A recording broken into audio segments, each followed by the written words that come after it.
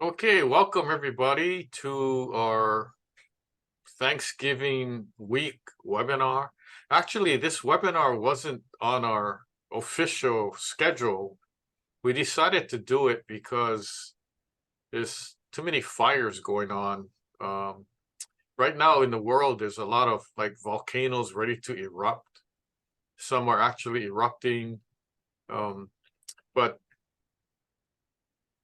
This is part of our Ask the Building Expert series, and we're still presenting. We're not quitting. We have a whole bunch of new topics for next year that we have planned already. But Lance Luke here, Martin Pea, and welcome everybody.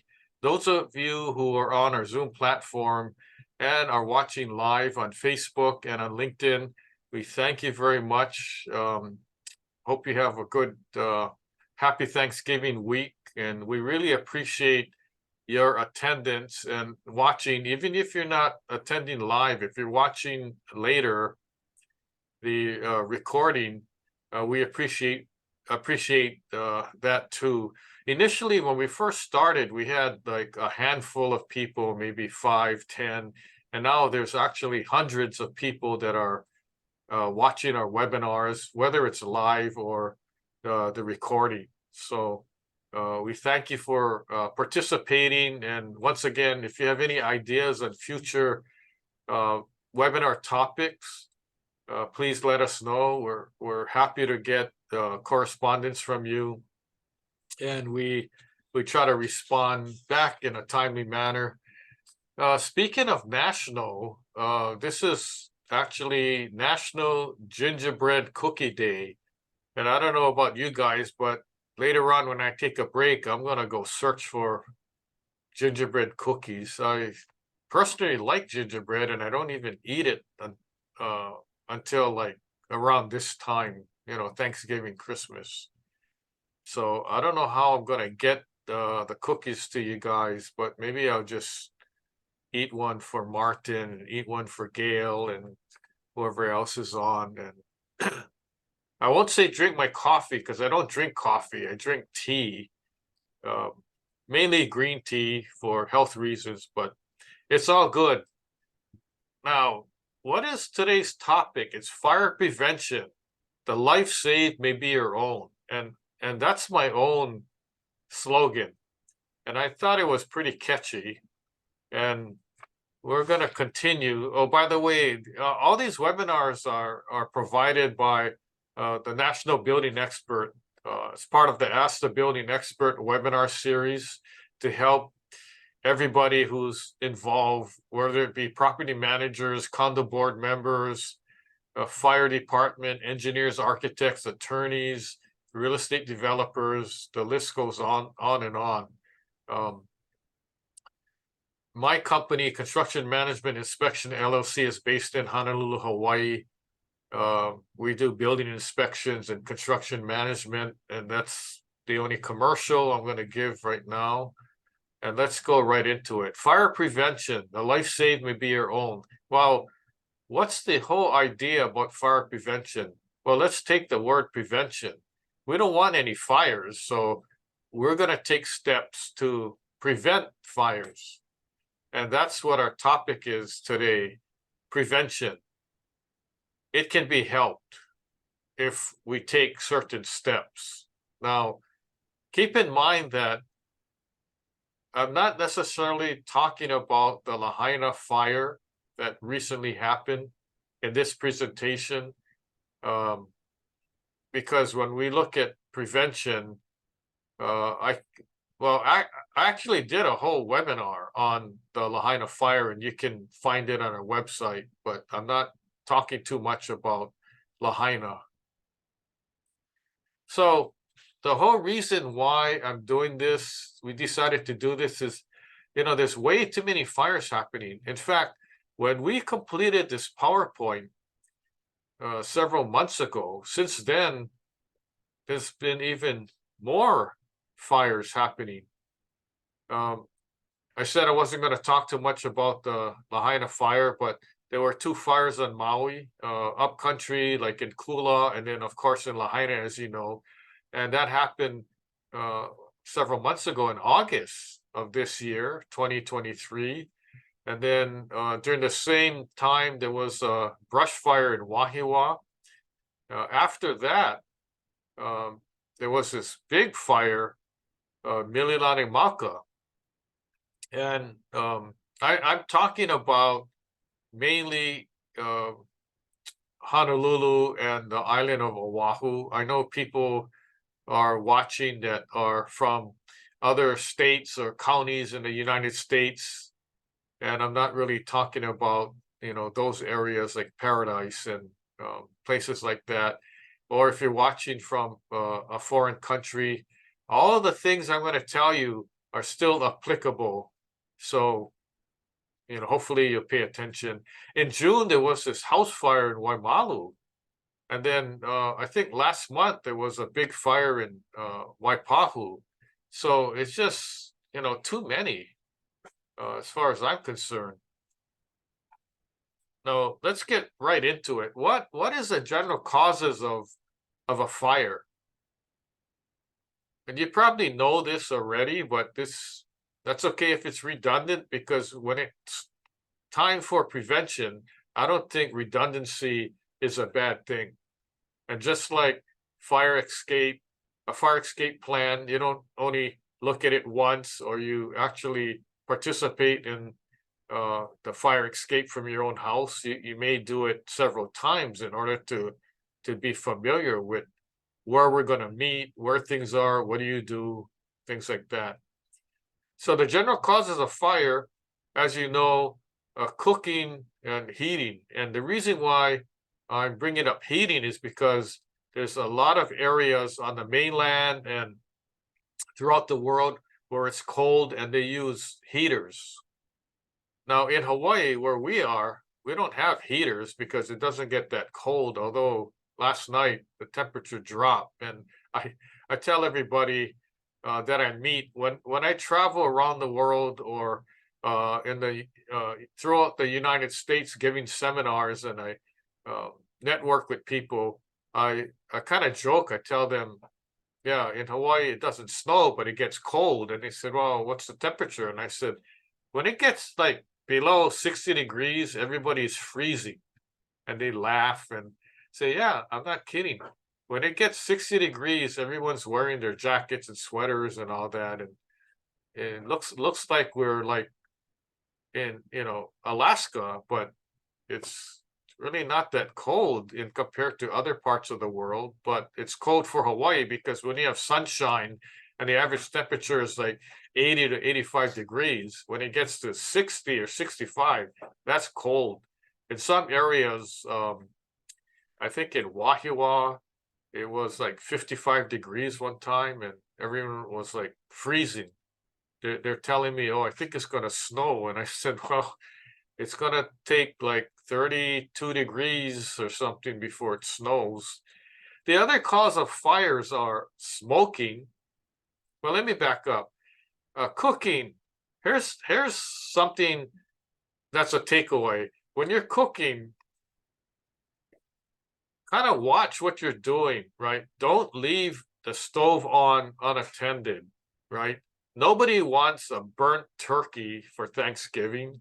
So you got to keep an eye, check it once in a while. There's reports of people turning the stove on and then walking away and, going, oh, well, I'm just heating up soup, or, well, I want to make some eggs, but,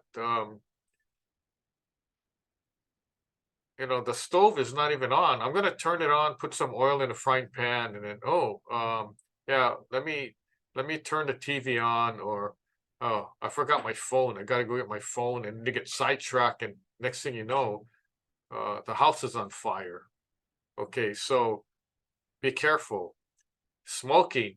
If you're a smoker, what's the best thing to do? Quit smoking, right? But if you don't do that, don't smoke in bed or smoke in an area where you're not paying attention to the lit cigarette or cigar or whatever you're smoking. Okay, and then also another cause of fire is electrical, and I'll talk more about that a little later. But electrical is not too good if it ends up starting a fire. Not only can you get shocked, but you can get burned, right? And then the other thing is candles.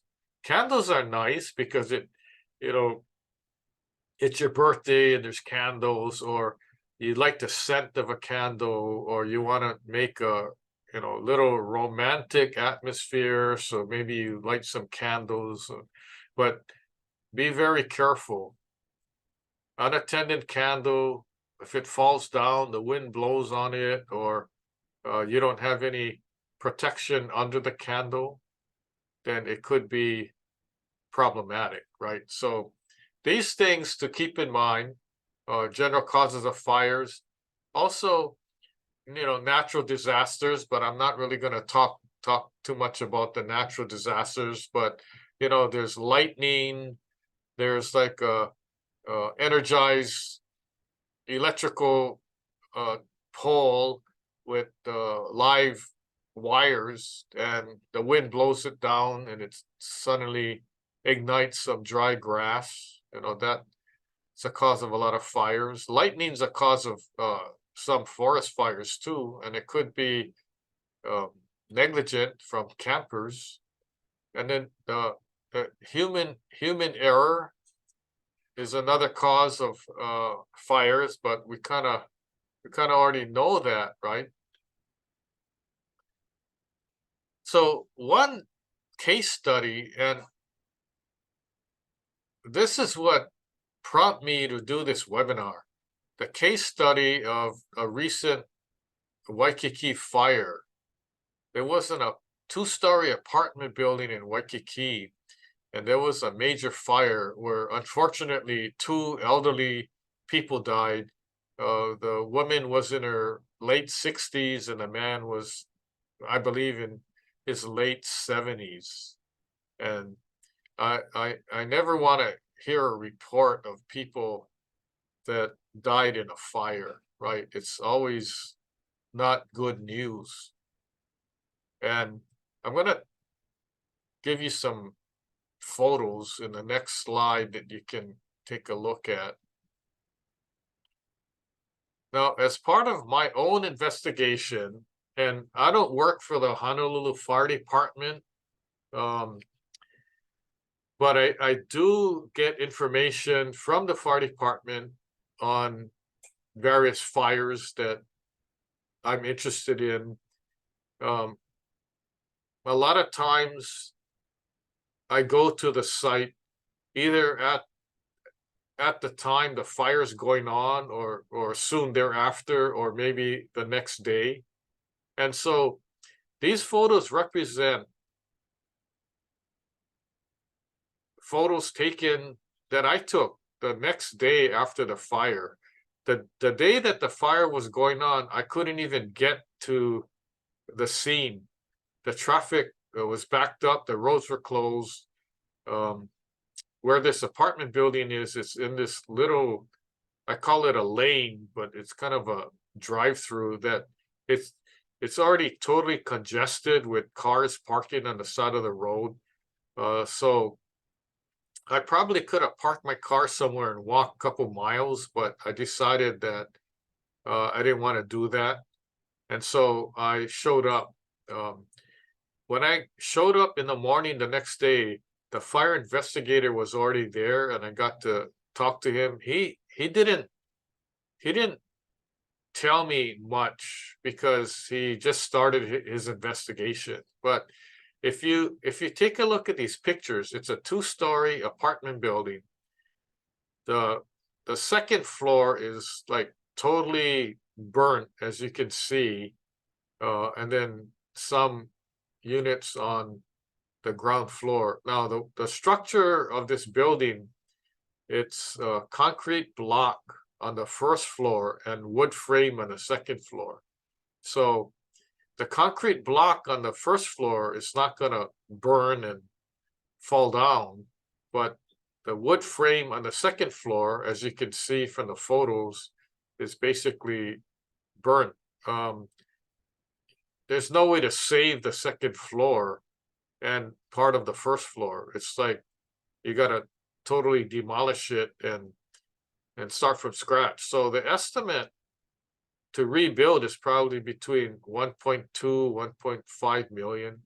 Now the whole structure doesn't have to be demolished, but there's a possibility of saving the ground floor and using the CMU walls, and then renovate that and then build a whole new second floor. So I took a kind of selfie. I decided to do that as evidence that I was actually there at the scene, and rather than using other people's photos, I used my own, and it's documentation, and I was actually there at the scene. Now something interesting. Now let me ask you guys, and I know you can't really respond because we don't have your microphones on, but looking at the pictures, okay, mainly the top 4 pictures. In your opinion, where do you think the fire started? Where do you think the origination of the fire was? Okay, looking at the photos. Okay, so most of you will say, looking at the photos, it started somewhere on the second floor, right? Because look, the ground floor is, I don't see too much, but the second floor is all burnt. So yeah, it gotta have started somewhere on the second floor. So, and you're right, that's the conclusion. And when I got to the scene and I looked, I walked around, and I'm like, okay, the fire, in my opinion, started somewhere on the second floor. And I think there's like 4 units per floor. So there's 4 units on the second floor. So it has to have started at one of the units on the second floor. Now, which one? Now, when I looked at the photos, right, the one side of the building didn't look as burnt as the other side. And I know it's hard to tell from the photos, but so I determined that the fire started at the back end of the building on the top floor. And if you look at the photos, if you can see it, photo number 2, we got the top row. Let me get my cursor here. So the top row, photo 1, photo 2. So if you look here, this second floor unit is, in my opinion, where the fire started. Okay, but you know what? That wasn't correct. Oh, wait a minute. Sorry, that's a different angle. No, this is the unit facing the road. It didn't start here. My opinion was it was the unit. Let's go to this photo. It's a unit right here, right next to this high-rise building. Yeah. So that unit had the most damage. All right. But I was wrong.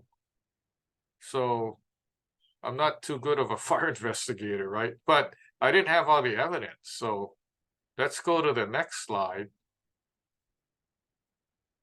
Okay, so so look at this second picture here, where all the flames, okay? So if you're looking at this picture, I'm thinking that this corner unit here is the unit that the fire started, and it spread throughout the top floor, because this corner unit facing the road doesn't look like it's really too much in flames. So it started at the corner here. It looks like it could have started in the middle somewhere, but actually the corner, because I know you guys weren't there, it's hard to tell. This unit right here suffered the most fire damage. But you know, something very ironic.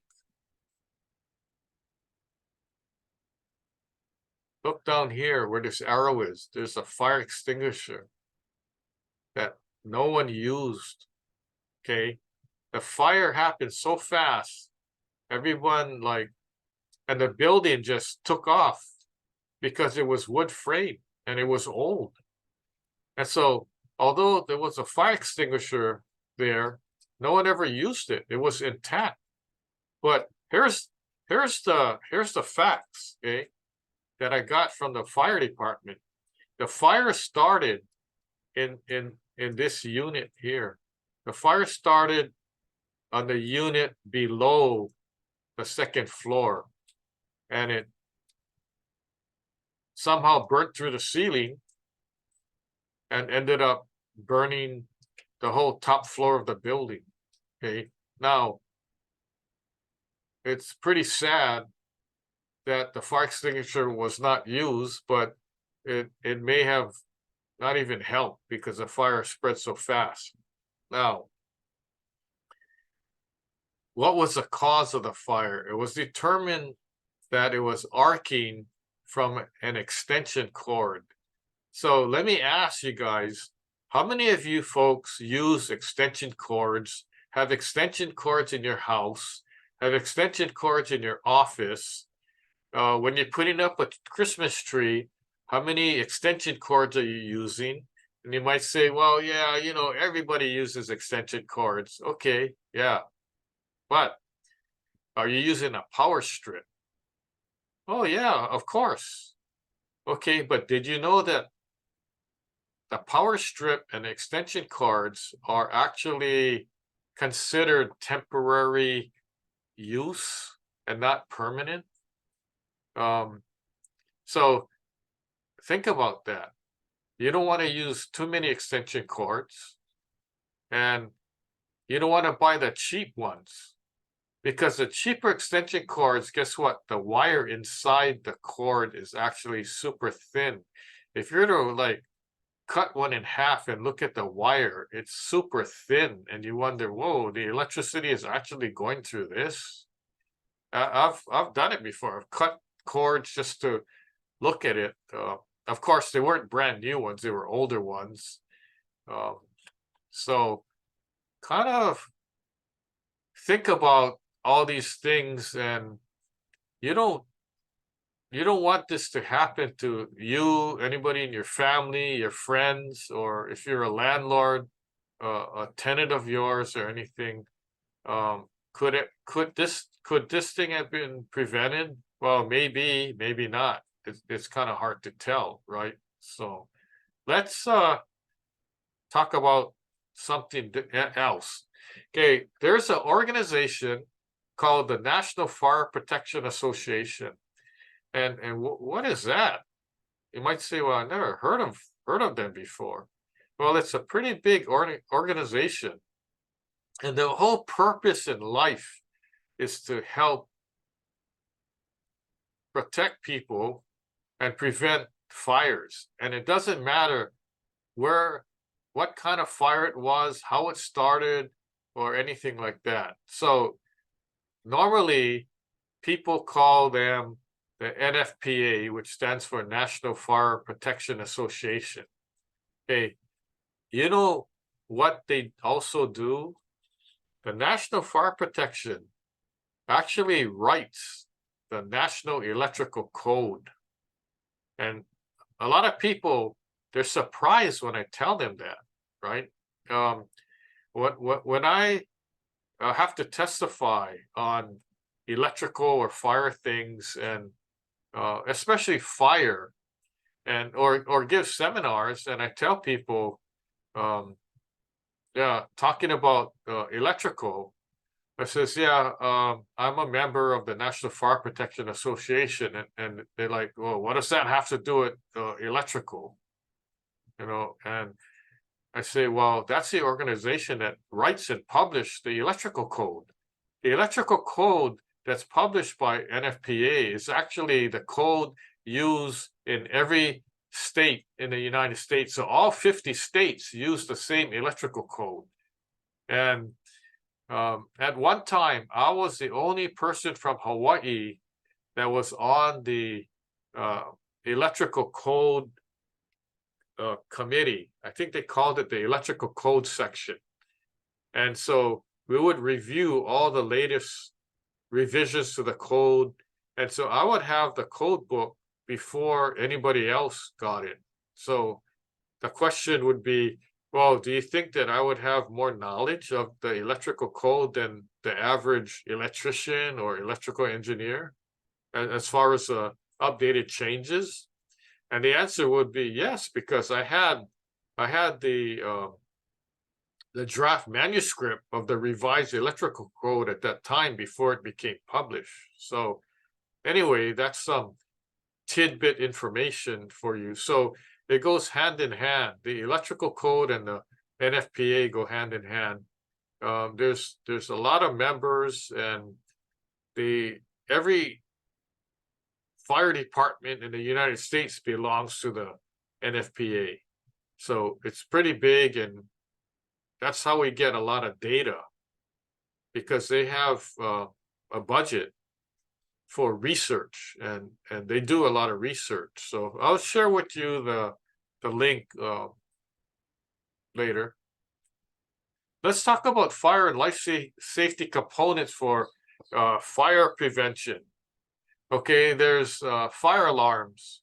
Now, if you live in a house, right, or a duplex, you might not have a fire alarm such as the one in the photo, but you should have a smoke alarm, right? And people call it a smoke alarm or smoke detector, but the words shouldn't be interchangeable. A smoke alarm is one device, and if there's smoke, the alarm would go off. That's why it's called an alarm. A smoke detector is linked. So think of a smoke detector as smoke alarms all connected together. If you live in a building, they may be all connected. If it's an apartment building, you can have all these smoke alarm detectors connected to each other. So if one goes off, all of them go off at the same time. Okay. A fire extinguisher, okay, that's important. So if you live in a house or a condo, the building is going to have a fire alarm system, but in your particular condo unit or in your single family house or duplex, you should have a smoke alarm, and you should also have your own fire extinguisher. You may not want to depend on the building's fire extinguisher. Okay. Now, high-rise buildings, office buildings, apartment buildings, multiple commercial buildings should have fire sprinklers. Now, in the old days, fire sprinklers were required in your trash chute and also in your parking garage, but it was not required in the residential units. So the buildings that were built in the 60s, 70s, and even some in the 80s didn't come with fire sprinklers. But the question would be, does your building, if you live in a high-rise building, does your building have fire sprinklers or not? And if it doesn't, then is the condo board taking any action to get sprinklers installed or not? So that's always a hot topic. Now, what other components for life safety? Fire doors, right? If you live in a high-rise building or even a low-rise building that's commercial, you should have fire doors. If you're in a shopping center, a movie theater, hospital, you have these kind of fire doors that are shown in the image. Also, emergency lighting, right? What happens if there's a power outage and there's a fire? You still want to know where you're going to go, where's your exit. So there has to be emergency lighting that operates It's on even during a power outage, backup battery system, emergency generator, those kind of things. Also, there's what's called a fire and smoke damper, and that's used to close off lobby areas or entire floors of high-rise buildings. And then there's fire escape systems. If you travel to these old cities, San Francisco, Los Angeles, Chicago, New York, and these buildings were built in the 50s, in the 60s, in the 70s, you look at the building and you see all these exterior stairs, these metal stairs, right?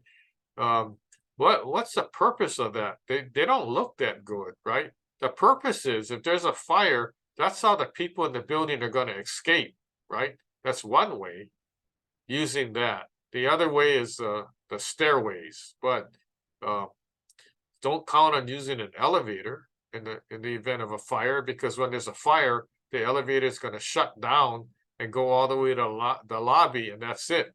They won't work. Some other life safety components: fire hydrants, fire department connections. There's your wet and dry standpipes. Here's something: emergency evacuation plans and procedures. If you live in a building or if you work in an office building, there should be evacuation plans. Also, let's say a hotel, you stay at a hotel, right? When you check in, when you walk into your hotel room, look for the signage.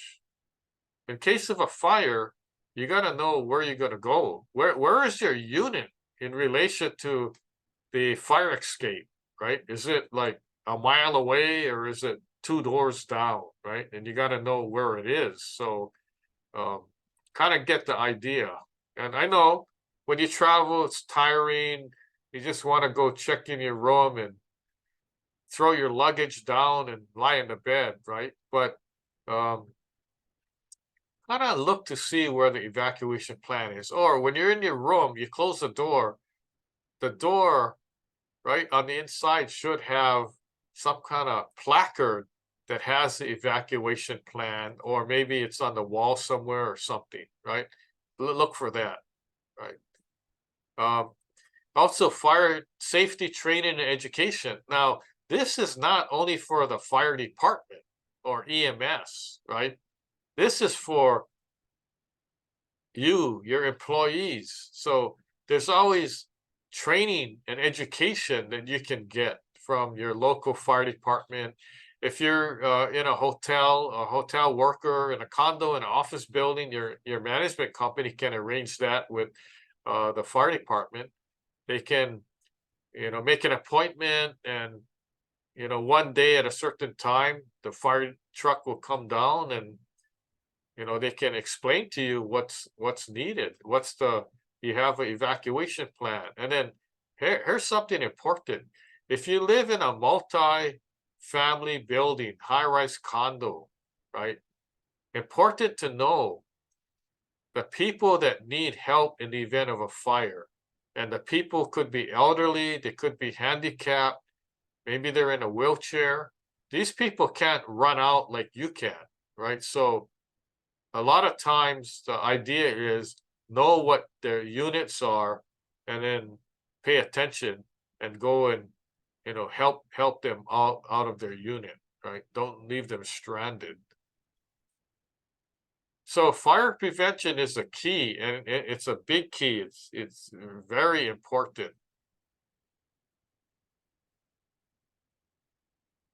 Let's talk about equipment for fire safety, right? We talked about smoke detectors, alarms, fire extinguishers, electrical safety. How many of you are in high-rise buildings and the building is built in the 60s, 70s, 80s, and you guys never had an electrical inspection done?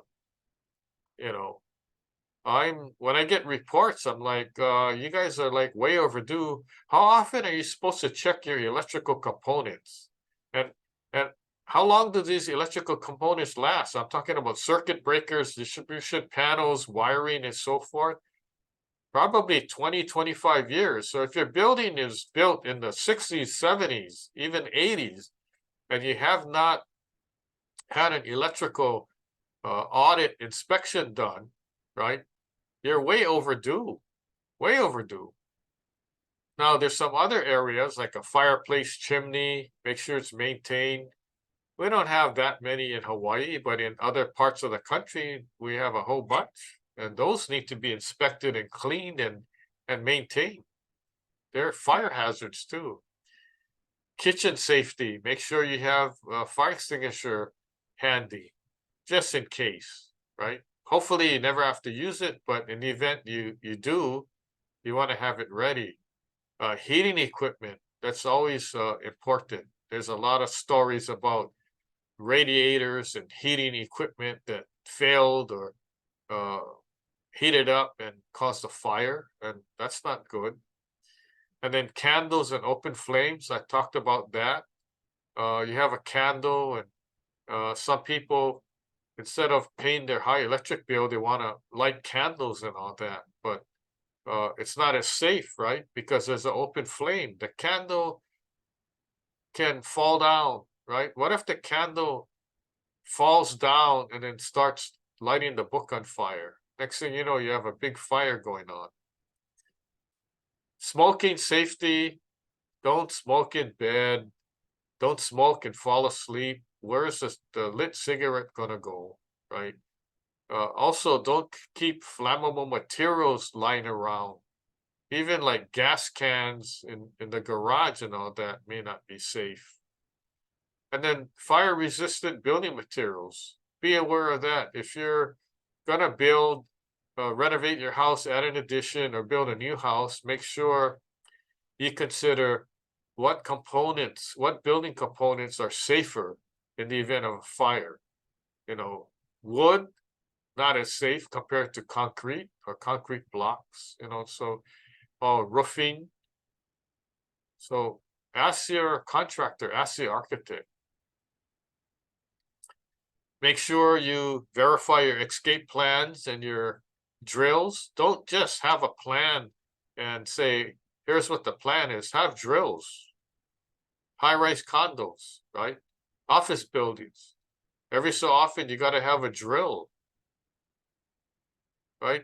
Have somebody pull the fire alarm system. Notify the fire department, we're going to do a drill, and see what happens. See if everyone knows where to go. Some people hear the alarm and they're just, still in their unit or still at their desk going, whatever. But that's important.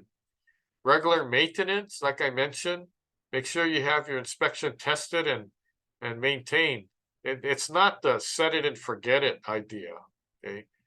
Landscaping, fire resistant landscaping. No trees too close to the house, no grass too close. You want it kind of far away. You want to have a barrier between the yard and your house. Fire monitoring, weather conditions. If you're in an area where there's a lot of grass, open space where there's dried grass and all that, you want to kind of monitor what's going on. Heavy wind, dry grass, lightning, those aren't all compatible. Overloaded power strip, how about that? Well, I have a power strip, so that's a lot better than numerous extension cords. But when you see spaghetti like that, that's not too safe. There's too many cords. It doesn't matter how many power strips you have. Did you know that power strips can be overloaded, and you can't use one power strip and plug in to another power strip? That's a big no-no. Okay, piggybacking kind of deal. So, you probably see that at your own house. So, basically, that's fire prevention in a nutshell. So, the conclusion that I have is to keep safe, be aware of all these tips, and then do your own research, right? Find more information. Talk to your neighbor, talk to your friends and family about fire safety. The reason why the kids at school have to do a drawing of a fire escape plan and talk about it? That's for fire safety. That's very important. Also, find out. I've heard a report from public schools that they don't have 100% working fire alarms and fire escape plans and all that. That's not good. So you want to kind of inquire into that, right?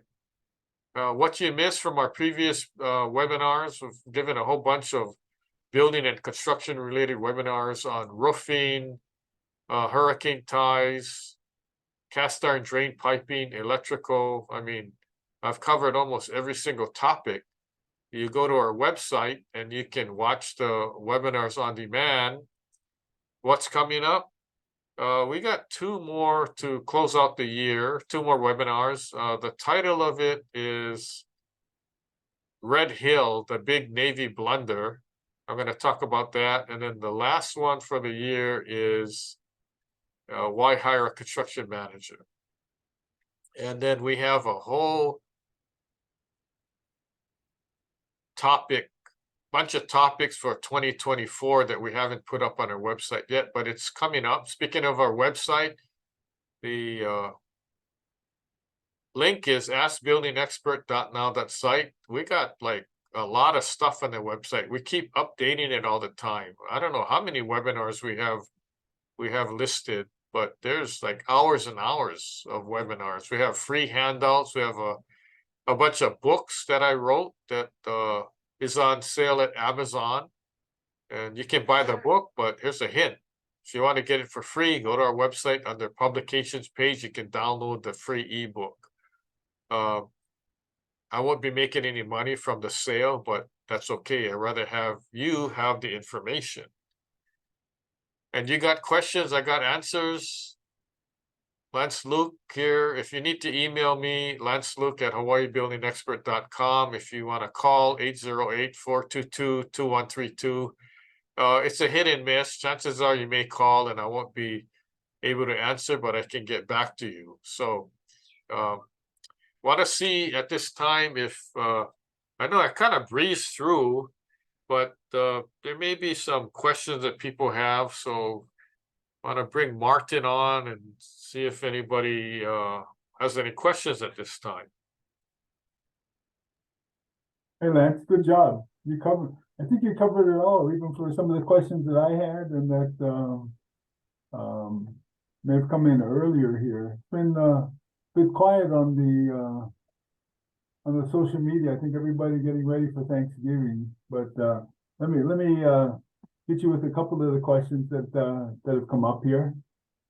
It says, I've always been curious about how I can better protect my home from fire hazards. So this is probably more a residential question. Could you share some practical tips or preventive measures that homeowners can easily implement, especially during the holiday season? So this is a good review for the holidays. Thank you. Yeah. Okay. So the holiday season, if you're looking at putting up a live Christmas tree, okay, make sure that tree stays watered and doesn't dry out. The other thing is that don't put candles in your tree. I know in the old days, the candles were like ornaments and all that. I mean, I guess you could put candles, but don't light them, right? So, you know, that's a good tip. The other thing is make sure your Christmas tree is like 3 to 5 feet away from any drapes or curtains that you have. You want to leave some space there. Also, if you're planning on putting Christmas lights, make sure the lights all work and the cords are still like not damaged. They're still in good shape. Okay. I've seen people who, you know, their pride is like, I've had these string of lights for, you know, 60 years and they still work, and I'm gonna put them up on my tree again. And I say, okay, fine. And then when I look at it, the cords are all frayed because they're so old. You can see the wire, you know, the insulation around the wire is green, right, to match the tree, and the thing's so worn down, you could see the copper wire, and I'm going, oh, wait a minute, I don't think this is safe, right? So make sure that when you do your string, you don't use too many extension cords, right? And if you do, make sure the cords are UL rated. What's UL? Underwriters Laboratory. They inspect all the cords and all that, and there's a tag that says UL on it. Okay, these are some good tips for you. Also, I used to be in the Boy Scouts, and um, I do a demonstration. So I tell, like, when we're camping, I tell people, bring your old Christmas trees. Don't throw it away. Bring it to camp. And they're like, oh, what are you gonna do? I said, well, that's gonna be like every camp, every night we have a campfire, right? So my demonstration, and not everybody wants to have room or throw an old Christmas tree going camping, but there's a few families that do, right? So we have a little fire that we start, and um, I don't start it, right? I have the Boy Scouts or the Cub Scouts actually, set up the fire, and then I appoint somebody to light it, right? So it's a whole ceremony. So anyway, part of my presentation is I'm telling everybody, you guys know that a Christmas tree is flammable? And I'm like, oh no, we don't think so. So I'm holding up a Christmas tree, and it's probably a 5 or 6 foot tree, and it looks still green, right? But it's kind of dried. And I say, okay, watch how fast this tree goes up in flames. And I throw the tree on the fire, and within seconds, that whole tree is on fire. And everybody's like, whoa, what did you do? Put gas on it? And I go, no. What's happening is that there's resins. It's an evergreen tree, but it's dry. And so, can you imagine this Christmas tree at your house and there was like a spark or whatever?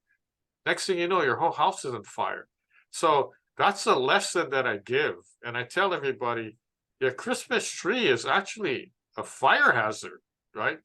That's why you got to keep it watered all the time. But even if the tree is brand new, right, fresh cut, it still could be a fire hazard. Because how do you think these forest fires start up? The trees aren't dried, they're green, and they're all catching on fire, right? So that's kind of a experiment that I do. And if you talk to like the fire department, they'll tell you that the Christmas trees are kind of hazardous. So the other thing is that there was a survey done, and half the fires around the holiday times were started by candles, right? Scented candles, unscented, whatever, candle that got knocked down or burnt down, and the wick didn't have any more wax and it started burning the desk or something. I don't know, but it's kind of scary to hear those statistics. So if you're going to use candles, there's these fake candles that actually look real at night, but they're fake. They're like battery operated. You might want to get those. So anyway, what other questions we have? That's good holiday tips. Appreciate that. The next one here is, it's great to learn about causes of fires, but can you also provide more insights into early warning systems and how to ensure our homes are equipped with the right fire detection technology? Okay, right off the bat, I would say you want something good, install fire sprinklers in your house. But it's like, well, wait a minute, I got a quote and that's like $25,000-$30,000 because it's a retrofit. Okay, so what's the next step? Well, make sure you have fire extinguishers and make sure you have your smoke alarms. Your smoke alarms, make sure you have one in every single room, every single bedroom, and in your hallway. And follow the instructions. And you're supposed to test it every month. Do people test it every month? Not really, but that's what you're supposed to do. If the battery is like dead, you got to replace it. I've been in houses where there was one story and I didn't see the light on. I said, "Hey, this thing don't work." And the guy go, "Oh yeah, I took the battery out. I need it for my transistor radio so I can listen to the UH game." I'm thinking, oh, next time you go Longs or wherever, you need to pick up a battery because were you gonna actually take the battery out from your radio and put it back in your smoke detector? And he goes, yeah. Oh, but I forgot. So I said, all right, do me a favor and yourself a favor. You go buy the 4-pack 9-volt battery, right? So you're gonna have your own battery for your radio, and you're gonna have your own battery for your smoke alarm, right? And then, oh, okay, good idea. So I mean, I'm just thinking if there was a fire at his house and the alarm doesn't go off, especially he's sleeping, if it's an electrical fire, that's gonna be a casualty already, right? So, you can't do over protection, over preparation, right? You just do what you can, and hopefully you never need to hear that smoke alarm go off. But in the event there is something, then you're protected. So you gotta be safe and you gotta keep safe. Very good, Lance. Thanks for the reminder too, because I don't know when the last time I checked my alarm batteries, but right after this, I'll have to check all of mine especially for the holidays. So thanks for that reminder. Sure. I mean, how many people, when they buy their smoke alarm, right, they take it out of the package and they actually read the instructions? Not many people, right? Because it's fine print. It's like, oh, wait a minute, I can't read Italian or whatever language it's in. So, there's English and there's other languages, Portuguese maybe or whatever. You just read the English section and you'd be surprised what it says. It says that you test it every month. And most people don't do that. Most people don't test it at all.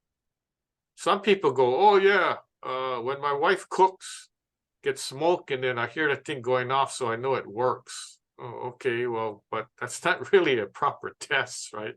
So then I asked the guy, oh, is your wife a good cook? He goes, no. I go, okay, well, don't tell your wife that you said that. So anyway. Okay, thanks, yeah. What other questions? I get one other question here that's come in regarding the study on the Waikiki fire investigation, which was fascinating. What were key takeaways from the incident, and how can we maybe apply those lessons there to fire safety in our homes and communities? Okay, so when I got the report that it was an arcing from an extension cord, right away the red flag went up, and I'm like, well, actually, maybe there shouldn't have been an extension cord, right? But what happens when you have older buildings and you don't have that many outlets? You got one outlet like on one entire wall, and the length of the wall may be 12 feet, right? You have to use extension cords, right? So that's why the building code, electrical code, keeps getting upgraded, and the requirement is you got to put in a room, you got to have your electrical outlets like every 6 feet or so, or shorter, depends on the location, right? So you cannot, but these older buildings are grandfathered, therefore you got to use extension cords if you have more stuff to plug in, right? But therein lies the problem, right? So older buildings, they probably should be upgraded. Try not to use that many extension cords, but sometimes you can't help it. In fact, older buildings, there's not even enough breakers to even add more electrical outlets. So that means you got to upgrade the whole system. So that's another problem. And then the whole issue is a money thing. That's why a lot of condo buildings, they don't even bother to get inspections done, because they're like, oh, nothing's wrong. But if there is something wrong, then it may be like a catastrophe. So if there's a high-rise building and there was a power outage and it can't be fixed overnight, it costs money to bring in an emergency generator, right? Oh, how much? You may be talking 100,000, 150,000 for 30 days. And if they can't get the part because your electrical breaker that they need to fix is so old, they gotta go have it express mailed from the mainland somewhere, right? So I have a friend who is an electrical inspector, and he tells me all these different stories about it could have been a lot cheaper.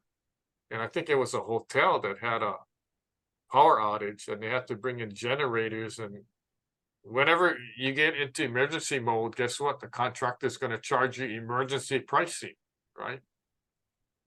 Got to work on the weekends, work off hours to get this thing back online. And they would have saved money had they listened and followed up on their inspection and paid the money to have things upgraded at that time. So anyway, we got any other questions or comments? Get one more here, and then I think we can wrap it. And this is kind of wraps up your whole presentation today. Is with the increasing number of fires happening in Hawaii. What are the most common causes we should be aware of and work to prevent? Well, if I had to look at all the causes of the fires in Hawaii, aside from, the taking out the wildfires and natural disasters out of the equation, it'll be electrical, cooking, candle kind of type fires. And the candles, cooking and all that, that's human. That could be prevented. Electrical, maybe not. I mean, people don't know that their wire's bad and it's going to arc, or the electrical system is old. That's why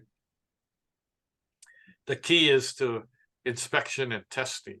Yeah. So you do as much as you can to prevent things from happening, like what would cause a fire. So if you eliminate candles, that's the major cause of the fire. That would have helped. I remember inspecting a house in Liliha, and when I found out why there was the fire, it was due to a candle. And the house had electricity, but the person wanted to save electricity, and this person was in their 80s, and they were so used to using candles all the time, to save electricity too. So sometimes it's a cultural thing. They're so used to doing it a certain way that it's hard to change, right? And unfortunately, the house that the lady was in was 80 years old too, right? And it was wood frame single wall construction. And once that candle lit something, within like minutes, that whole house was engulfed and can't be saved anymore. There's nothing to save. Everything got burnt. So this unfortunate situations like that. I try to go to as many scenes as I can, but I don't like to go to the scene when one or more person passed away because of the fire. It's just like depressing. But when I do go to these scenes, I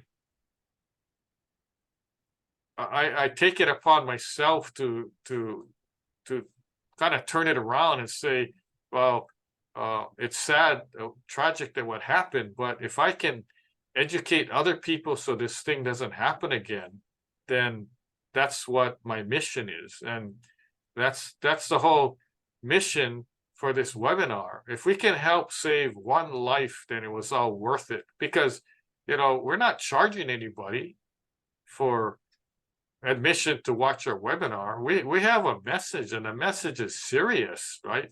Fire prevention, you know, help save lives. The life saved may be your own, and that's the message that we have today. And hopefully those watching can share that message and help the cause. So that's what we have to share with you today. Very good, Lance. I appreciate it. Thank you so much for the mission. It's an important, and I think it's just a matter of, like you're saying, everybody just got to be aware. A lot of the problems are because you just don't pay attention to things when you're cooking, or you're not paying attention to whatever you're doing, you fall asleep and all that kind of stuff. So it's everybody taking the time to focus on what they're doing and not get all distracted by other stuff. Yeah. So thank you. Yeah, that's right. You're welcome. And happy Thanksgiving, everybody. There's going to be a lot of stoves that are going to be fired up. Ovens are going to be going. You know, be safe for your cooking. Pay attention to what you're doing. And we invite you to join us on our next webinar. And we appreciate you guys attending this one. Until then, thank you very much. Mahalo. Aloha. Aloha.